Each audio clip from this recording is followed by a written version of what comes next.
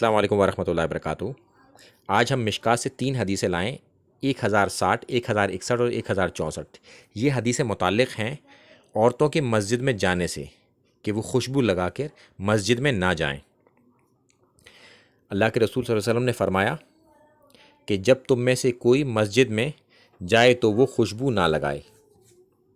پھر اس کے اگلی حدیث آتی ہے، یہ بھی مشکات سے ہی ہے۔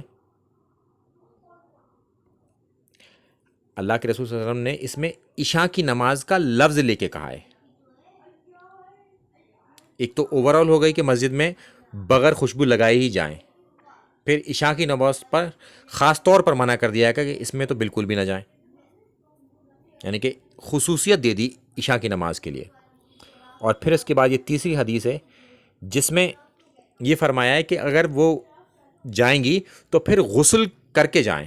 اگر کسی نے خوشبو لگا لی اور پھر اسے نماز پڑھنے جانا ہے تو پھر وہ غسل کر کے جائے، غسل بھی غسل جنابت کی طرح، جیسے غسل جنابت کیا جاتا ہے اس طریقے سے پورا غسل کر کے، کہ ناک میں پانی چڑھانا کمزور ہڈی تک، پھر غرارے کرنا، پھر پورے جسم پر سر سے پانی ڈالنا، اور کوئی بھی اعضا جو ہے سوکھا نہ رہے، اس طریقے سے ہمیں غسل کرنا ہے۔ یعنی کہ عورتوں کو اس طریقے سے غسل کر کے پھر جانا ہے اگر خوشبو لگا لی ہے مسجد میں نماز پڑھنے کے لیے۔ السلام علیکم ورحمۃ اللہ وبرکاتہ۔